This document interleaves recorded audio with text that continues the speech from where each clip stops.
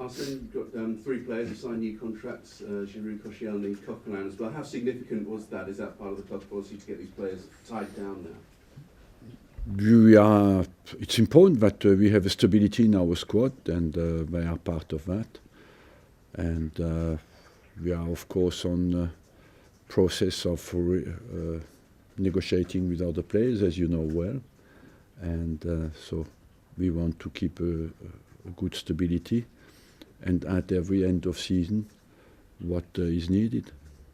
And you said that the process of speaking to other players, of course the one that's been coming up recently is Mesut Ozil, because he's given an interview where he suggested that his future could be tied to yours. Does he put pressure on you to make a decision on what happens next for you before he decides whether he's going to sign an extension here or not? No, not necessarily. I think it's been a bit misinterpreted. He would like to know what happens, of course, on the managerial front, but I don't think that's the main part of his decision.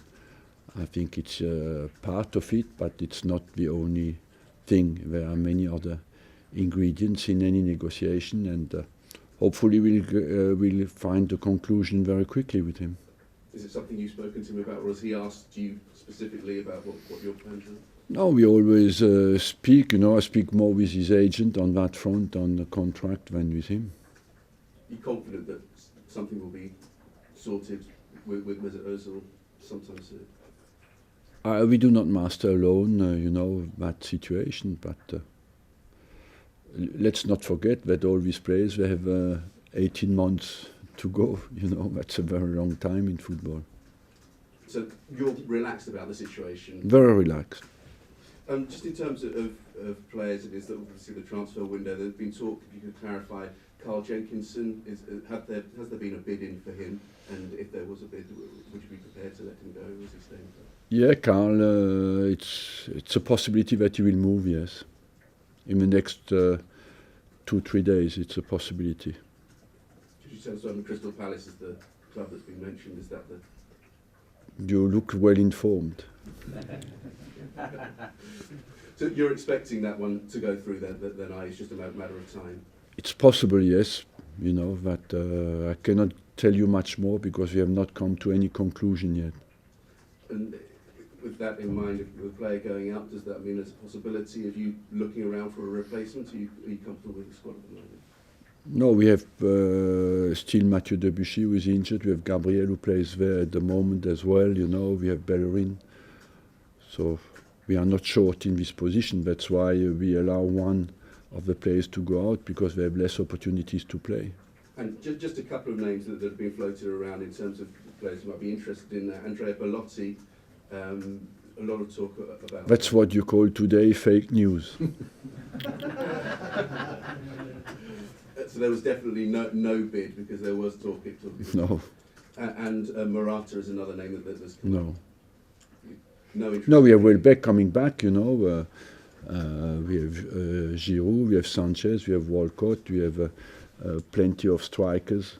We have Perez, who is doing very well now as well. We have a high number of, and we have Chuba Akpom coming back as well, and we have Sanogo. We have a high number of strikers. Yesterday we heard that Dimitri Payet is not going to be playing for West Ham at the moment. What do you think that shows to the outside world about football? It's not a particularly edifying story, is it? No, the vibes you get from outside are not very positive, I must say. But it's very difficult for me to talk about that, because I don't know what's really behind, And so I hope just that West Ham and Payet can sort the situation out, because it looks from outside very complicated. The boy is not known for having a bad mentality. What is suddenly happening to him, I don't know. Only they can explain that. You don't think that the way the transfer window system is that leads to these sorts of situations? I always was against it, you would not have this kind of story. I believe it's in a way easy news and easy interest for the Premier League, but on the other hand, I believe that it's completely against the spirit what a football club should be. Once you are on the train at the start of a season, you stay on the train until the end of the season. and you do not have a stop in the middle and where half of a team goes out and another half comes in and you continue your trip. I personally don't think that it is right.